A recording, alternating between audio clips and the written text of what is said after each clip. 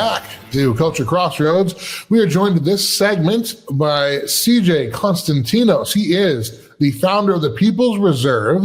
And CJ, welcome to the show. Thanks for giving us a few minutes of your time. Well, thank you so much for having me. It's great to be here. Want to dig right into this. First of all, explain a little bit some of your background and what is the People's Reserve? So I come from an accounting and finance background. I found Bitcoin in late 2013, shortly after I was saved. And ever since then, the Lord has been lifting me up through the knowledge and understanding and wisdom that he's given me around Bitcoin and what it means for the future of our economy and how money relates to our labor and what we do as a church to raise funds and finance. Truly, we're moving into an age of technology, and the old money, the paper debt products, it's all being left behind. And it's important for the church to understand what tools we have available to us in order to move into the future of financing with things like the Bitcoin-powered church bond, the self-repaying mortgage that People's Reserve offers. So People's Reserve is taking Bitcoin and integrating it into traditional credit and debt products to bring us into a new age where credit scores and promises don't mean as much as the Bitcoin that you have on your balance sheet.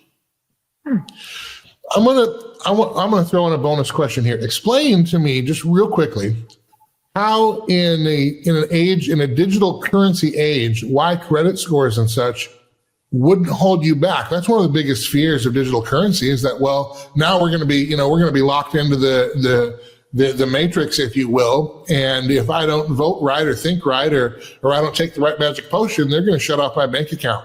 How is what you're proposing, how does that protect from that as opposed to make you vulnerable to that? I love that question because this is the fork in the road that we face as a people. And in one side of it, we have a central bank digital currency, which I would relate to the Chinese credit score system, where if you say something the state doesn't like, they dock your credit score. You can't take the bus. You can't fly on planes anymore. That is the path that we want to avoid. That is, I believe, the path of the beast system. And conversely, we have a different path called Bitcoin.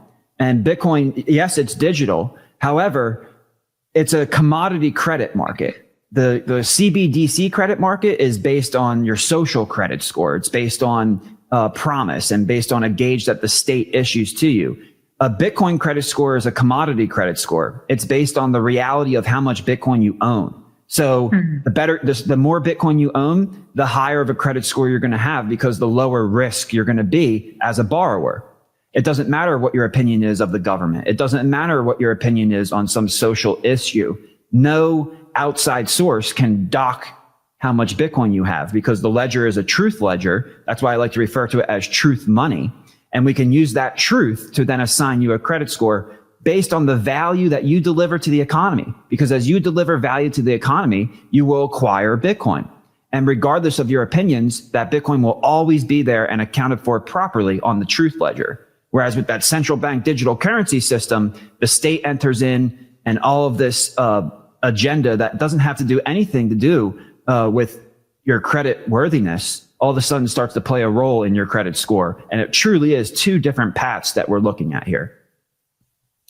So bring us then up to People's Reserve. You start with Bitcoin, you got into this digital currency space. What did you found People's Reserve to do? How do you see it growing? What's 3 and 5 years? Where does this go?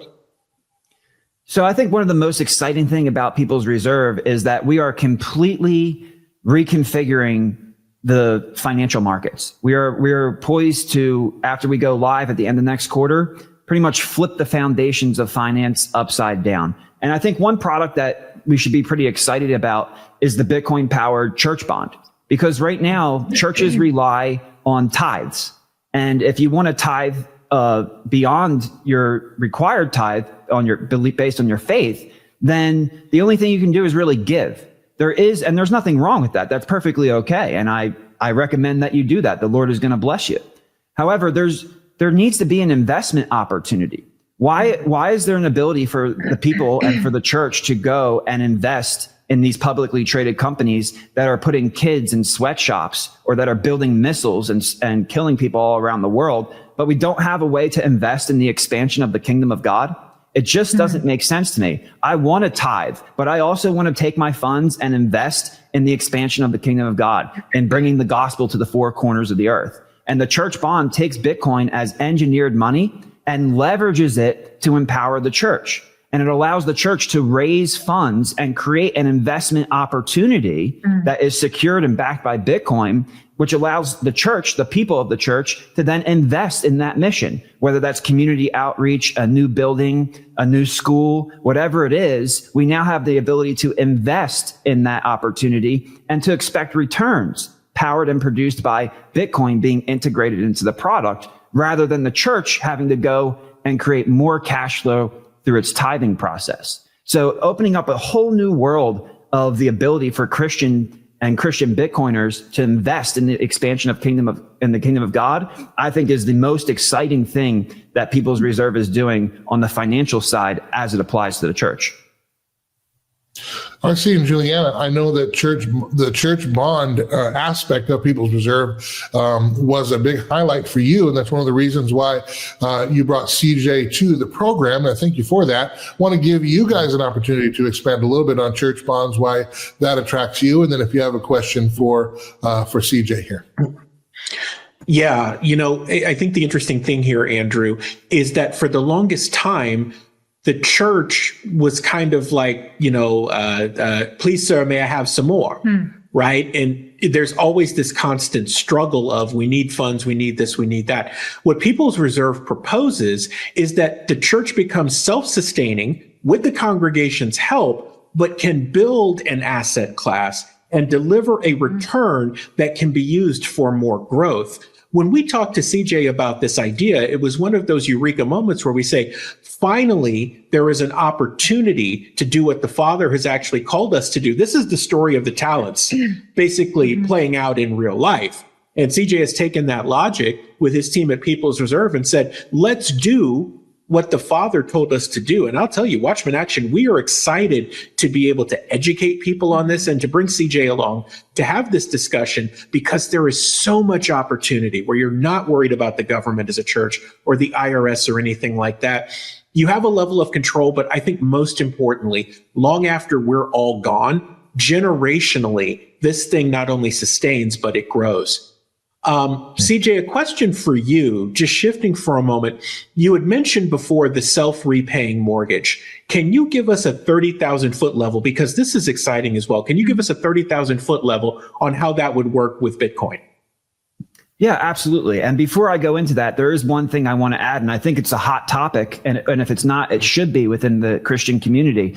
We saw Pastor Lorenzo Sewell. I don't know how to say his full name. Sewell, yeah. Sewell. He gave an amazing prayer. Not that the Lord is judging the prayer, but I just think the way that he articulated that prayer to let freedom ring and to restore the rights that the United States government, the only government in the world that says the government doesn't give those rights, God gives those rights, and to acknowledge that God is the giver of those rights and our creator and our true king. I was so pumped up when I heard him say that prayer. So you can imagine I was extremely let down when he came out and announced that he has the first church powered by crypto, because Bitcoin is not crypto, but you can see the church is eager to move forward. The church is thirsting for some type of tool to gain an advantage. And I think he's only a step or two away from starting to understand that you don't sell crypto tokens to the public and then take those tokens and earn 0.3% on the trading volume. Because you can just take a tithe where you get 100% of the tithe. So why take 0.3% of volume when you can get 100% of the tithe? It doesn't make sense. But with a Bitcoin powered church bond, forget about the thousands of dollars that he's going to earn over the next couple of weeks before the token disappears. He could raise $25 million plus easy from the very strong and passionate community of Christian Bitcoiners who are looking for a leader to step up and apply this technology to their church and to the expansion of the gospel and kingdom of Jesus Christ. So I think it's really exciting that pastors are looking for a way to be innovative, but we don't want to look at crypto. We don't want to look at that central bank digital currency path. We want to move away from that and disassociate with it as much as we can and embrace Bitcoin as truth money, and then use the tools to leverage our mission, which is to spread the gospel.